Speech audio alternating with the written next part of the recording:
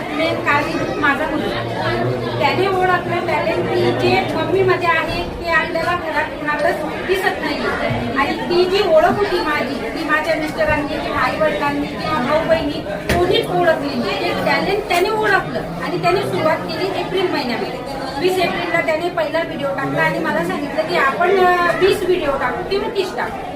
जर आपल्याला प्रतिसाद मिळाला तर आपण कंटिन्यू करू. पण मला सगळीकडून सगळ्यांचा अगदी लहानपासून ते मोठ्यापर्यंत A to Z इतका प्रतिसाद मिळाला की अवघ्या 30 दिवसामध्ये 1.5 लाख फॉलोअर झाले. ही सगळ्यात मोठी आश्चर्याची गोष्ट ती आमच्याकडे. स्पेशल आई राणी म्हणून तुम्ही कसं विकत करताय आणि कशी आई राणी आता खानदेशने आई राणी म्हणजे तिथं ओरिजिनलच राहत.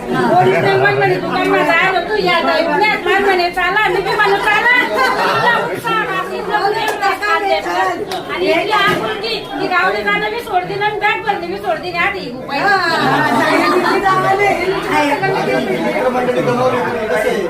यांची ओळख काय क्लासमेट आहे का कसं जमवलंय? माझे सगळे फॉलोअर्स आहेत.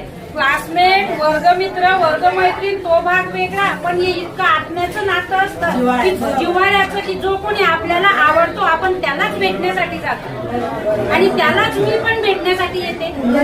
मी तिथून म्हणजे मला फक्त कारण यांनी सांगितलं की वरती चला.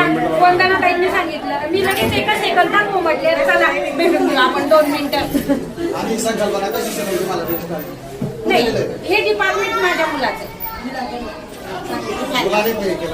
हे सगळं मुलाचं. माझं जे काम होतं तो माझा बिझनेस सांभाळणं. मी 25 वर्षापासून अंडर गार्मेंटचा बिझनेस.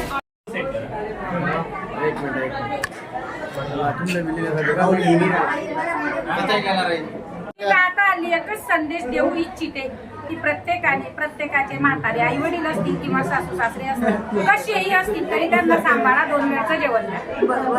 आई राणीमध्ये सांगा. आई राणीमध्ये सांगा.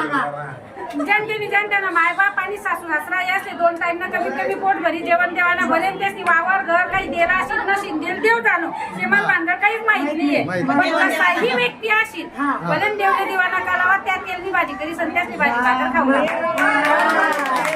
आणि बरेच त्याच आई वडील त्याच्यासाठी काही नको का करायला ना. मी सांगायच काय की त्या आई वडीलने घर वावर अमुक डमुक ब्ला ब्ला त्यासले काहीच देल असेल किंवा नसेल तरी सुद्धा त्यासले 2 टाइम जेवण द्या. कोणताच मंदिरमा कोणताच आश्रमात जावानी गरज नाही. दान पुण्य करायची गरज नाही. इव्हन देवले दिवा सुद्धा लावानी गरज नाही.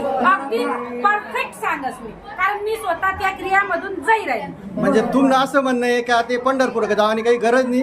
खरा विठोबा आपला गरज नाही. एकदम बरोबर एकदम बरोबर.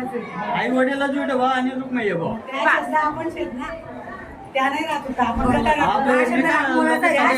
देवाने आपल्याला 2 हात 2 पाय 2 कान 2 डोळे दिलेले आहेत ना. ही अनमोल संपत्ती आहे. आणि कोणामुळे आली आई वडिलांमुळे आली ना. बस ती संपत्ती आपल्याला दिलेली लाखो करोडोची त्याची परतफेड म्हणून त्यांना फक्त जेवण द्या. बस आपल्या स्थानिक लोकांसाठी काही तुमच्या